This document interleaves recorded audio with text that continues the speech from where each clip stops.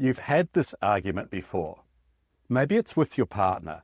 Same topic, same words, and same outcome. Maybe it's the same situation at work, or the same thing your kids do, or the same type of driver cutting you off on the way home. And every time it happens, you think, why am I here again? I already dealt with this before. Why is it still getting to me? That pattern is exhausting. And after a while, it starts to feel like something is fundamentally wrong with you. Like no matter how hard you try, you just can't break the anger cycle. If this is you, know that you're not broken. There's a very specific reason why the same things keep triggering your anger. And once you understand it, everything changes. Coming up, I'm going to show you something that surprises most people when they first hear it. This is the reason the same things keep triggering you, and it's got nothing to do with self-control. And I'll share with you a question so simple you can use it in the middle of any heated argument. So stay with me. Hello, I'm Alastair Duhs, and welcome to the Anger Secrets YouTube channel. For over 30 years now, I've helped more than 15,000 men and women control their anger, master their emotions, and build calmer, happier, and more loving relationships. On this channel, I unpack the hidden patterns behind anger and share some of the most powerful tools I teach that create real, lasting change. And remember, if you'd like my personal help to control your anger, head over to my website, angersecrets.com, where you can book a free 30-minute call with me or grab my free training on how to break the anger cycle. But right now, let's get into why this keeps happening. To start with, most people assume the problem is self-control. They think if I could just try harder, stay calmer, or hold it together in that moment, the anger pattern would break. So they try harder, and for a while it works. But then the same trigger shows up, and they're back in the same place, wondering what's wrong with them. So here's the thing, it's not a self-control problem, it's a mindset problem.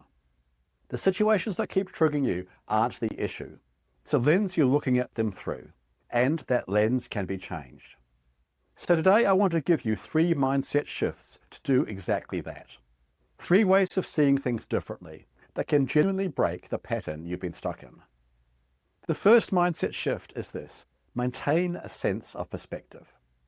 I say this because anger has a way of making things seem much bigger and much more permanent than they actually are.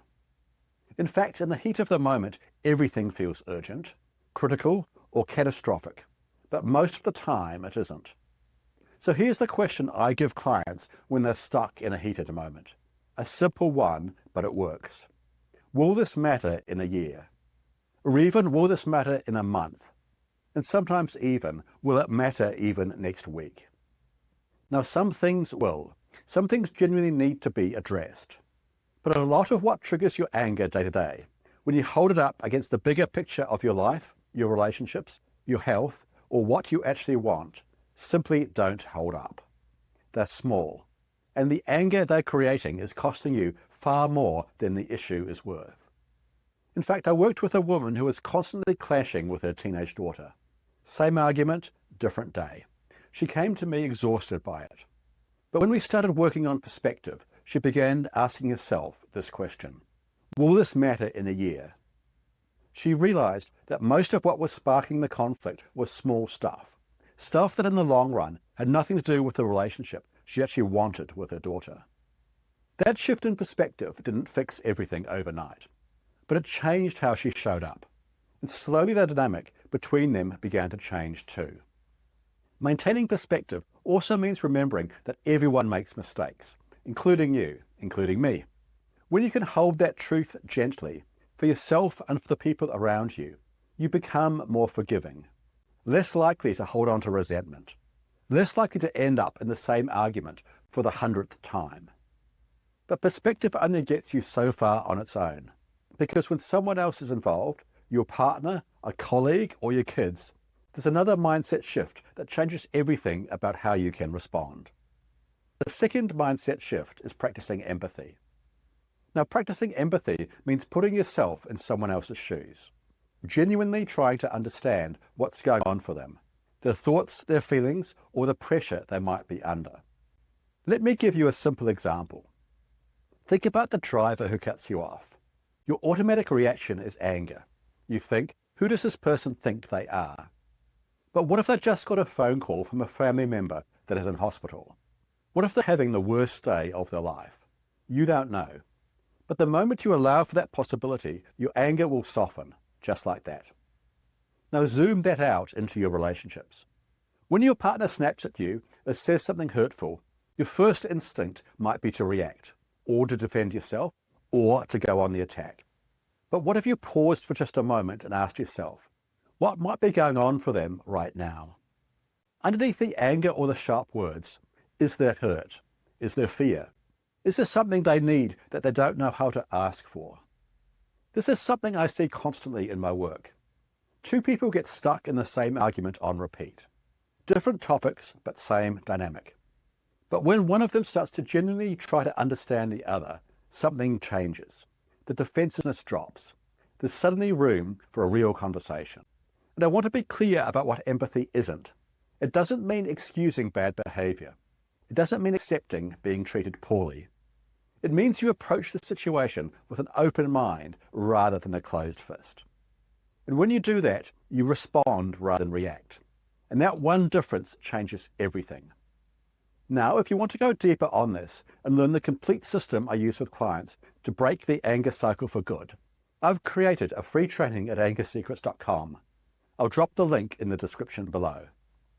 Right now, let's keep going, because the third mindset shift is the foundation that the other two sit on. The third mindset shift is practicing acceptance. And I want to be clear about what this means. Practicing acceptance is not about being passive. It's not about rolling over or letting other people walk all over you. Acceptance means recognizing that not everything in the world is going to go the way you want it to. People are going to behave differently than you'd like. Situations are going to go sideways. Traffic is going to be terrible. And no amount of anger is going to change any of that. Here's a simple example. You're stuck in traffic, running late for something important. You can feel your frustration rising. You grip the steering wheel a bit tighter. Your jaw tightens. Maybe you start muttering under your breath. But here's the thing. The traffic is not going to move faster because you're angry. The only thing your anger is doing in that moment is making you miserable. Practicing acceptance means saying, I can't control this. I can only control how I respond to it. The same principle applies at home. A client I worked with, a father of 3, used to get triggered every evening when his kids didn't do what he asked them to do the first time. Every evening, same anger trigger, same anger explosion. But when we worked on acceptance, something shifted. He started to recognize that his children are individuals with their own thoughts and their own feelings and their own ways of doing things. They weren't trying to disrespect him. They were just being kids. And once he accepted that, really accepted that, the anger triggers lost most of their power. That's what acceptance does. It doesn't mean you stop caring or stop setting limits. It means you stop fighting a battle you are never going to win. And when you do that, your anger has nowhere to go. Now, these 3 mindset shifts, perspective, empathy, and acceptance, aren't quick fixes. They're skills. And like any other skill, they take practice. You won't get them right every time, neither do I. But every time you catch yourself in that moment and you choose to zoom out or consider what might be going on for the other person or let go of something you can't control, that's your pattern starting to break. The first time you respond differently, when everything in you wants to react, that's where it starts. Now, if you're watching this and you recognize yourself in what we've covered today, or if anger is costing you in your relationships with your kids or in your own sense of who you are, I want to point you to something. If you really want to know what to do when you feel your anger rising in real time and stop it before you lose control, watch the video appearing on the screen now. I'll see you there.